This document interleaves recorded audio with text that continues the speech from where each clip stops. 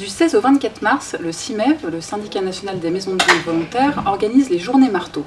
9 jours pour faire découvrir au grand public le métier de commissaire-priseur et les différentes activités des maisons de vente.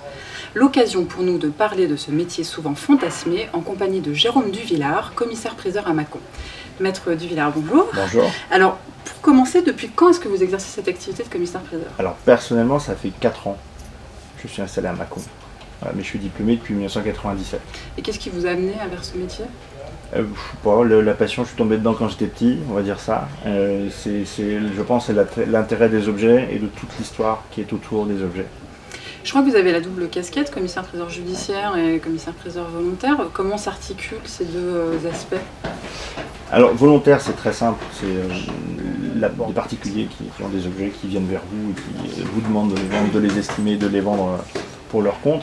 La partie judiciaire, c'est un petit peu plus complexe, surtout avec les nouvelles lois, puisqu'on doit vendre souvent pour la justice, pour l'État la plupart du temps, sur décision de justice, en respectant des formes assez précises et en ayant un peu moins de liberté de nos actions. Cela dit, en province, comme c'est une sorte de monopole, ça fait quand même un chiffre d'affaires quasiment certain. Vous êtes donc en région, à Mâcon, on vient de le dire. Est-ce qu'on peut se spécialiser quand on est commissaire-priseur en région ou est-ce qu'on est obligé d'être hyper généraliste?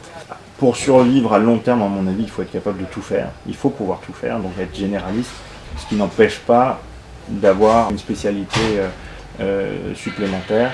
Ce que j'encourage, ce que tous les confrères encouragent de faire d'ailleurs, les jouets anciens, qui d'autres les violons, qui d'autres l'art populaire. Je pense à Chartres, à Vichy ou à Vitry-le-François. Voilà, tout ceci est faisable, il faut le faire, mais il faut être généraliste. De toute façon, il faut être généraliste. Quel type de formation doit-on faire pour devenir commissaire-priseur?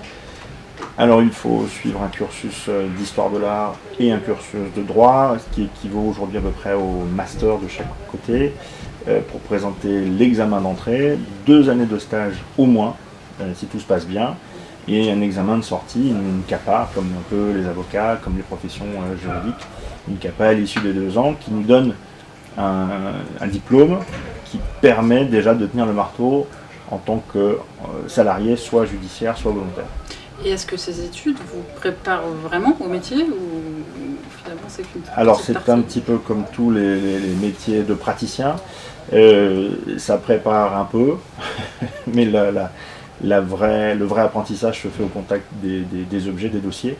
C'est-à-dire qu'il faut voir, toucher, et revoir pour avoir, on va dire, une profondeur d'œil suffisante pour connaître le marché. Il faut vendre beaucoup aussi pour connaître le marché et avoir des gestes réflexes et qui sachent éviter tous les écueils. Ces 15 dernières années, il y a eu quand même plusieurs lois sur le marché de l'art. Qu'est-ce que ça a changé dans votre activité, dans votre façon de travailler?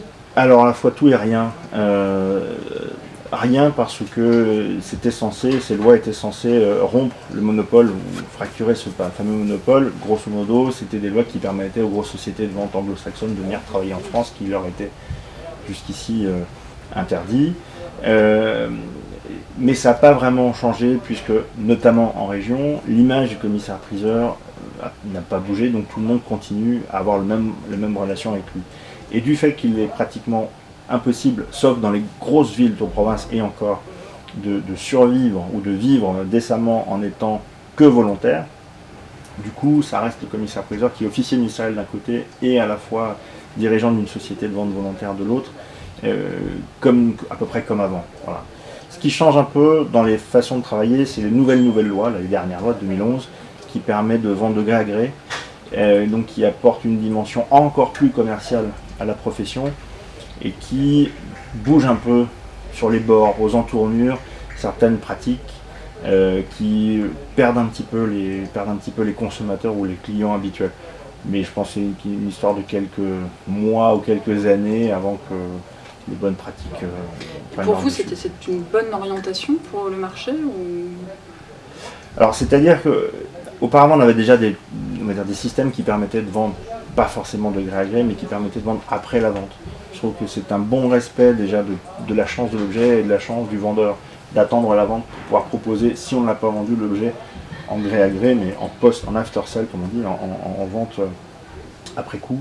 C'est déjà, je trouve, pas mal. Le vente de gré à gré, Alors je pense que ça ne concerne qu'un marché, vraiment le marché de l'art et les grosses sociétés pour des objets très spécifiques, des gens qui ne veulent pas apparaître du tout parce que les sommes sont très importantes, parce qu'elles sont détenues par des sociétés, parce que ça peut ça peut être mal interprété, la transaction, si on vient à savoir qui est le vendeur et qui est l'acheteur. Voilà, je pense que ça a sa place, puisque les objets d'art doivent être vendus et achetés librement, donc ça a sa place, mais ça ne concerne qu'une infime partie du marché, même si, je dis, comme c'est interprété, sur le bord, on essaie de vendre de gré à gré des choses qui, sincèrement, peuvent se vendre très facilement, soit aux enchères, soit après les ventes. On a tendance à assimiler le commissaire-priseur à l'art, au marché de l'art, mais Oui. en fait, vous vendez beaucoup d'autres choses. On vend tout. On vend tout ce qui est mobilier. C'est ça l'intérêt d'ailleurs. Et à mon sens, le grand intérêt de la profession, c'est de pouvoir trouver des trésors, c'est-à-dire inventer des trésors, c'est retrouver un contexte de création, un objet qui n'avait pas de valeur dans un patrimoine, qu'il soit de succession ou d'un particulier, qui n'était pas considéré, et en même temps faire intéresser les gens à d'autres choses qui aujourd'hui sont peut-être pas des œuvres d'art, mais qui peuvent le devenir, ou qui sont des objets qui sont susceptibles d'avoir un intérêt méconnu. Et le travail là-dessus est très intéressant. On vend de tout. On vend du tout. Alors on fait des ventes de spécialité, évidemment, mais on vend aussi bien des mouches pour la pêche à la mouche, que des véhicules brûlés, que des meubles en marqueterie très contemporains. Voilà. Vous êtes aussi membre du CIMEV. Oui. Et le CIMEV organise notamment les journées marteaux. En quoi pour vous c'est important ce genre de manifestation? Mais parce que les enchères souffrent, les métiers de commissaire-priseur, à mon avis, souffrent d'un déficit d'image ou d'une image distordue.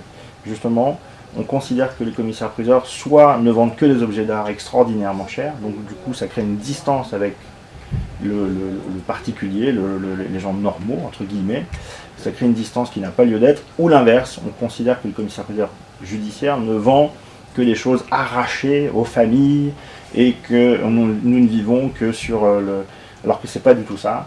On est là pour rendre les objets liquides, c'est-à-dire transformer des patrimoines concrets, matériels, corporels, en sommes d'argent liquide, en certifier la qualité, d'un point de vue juridique, et en assurer le paiement.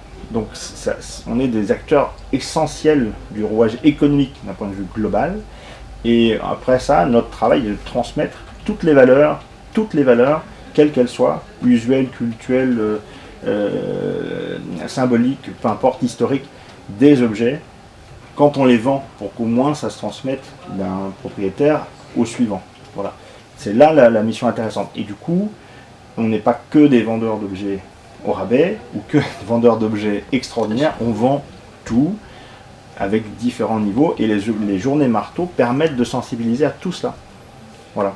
Vous ferez quelque chose de particulier pour ces journées à Mâcon? Alors moi je fais une journée d'estimation gratuite le 16 et puis le 24 on termine pour clore les journées marteaux dont nous vendons à Drouot une dizaine d'œuvres d'art en chocolat par les plus grands chocolatiers français au profit d'associations, enfin c'est une vente caritative. Voilà. Maître Duvillers, merci. Je vous en prie. Le mois prochain, nous recevrons Axel Corti, qui est journaliste culture et art de vivre pour un nouvel entretien métier réalisé par Connaissance des Arts et l'US Art et Culture.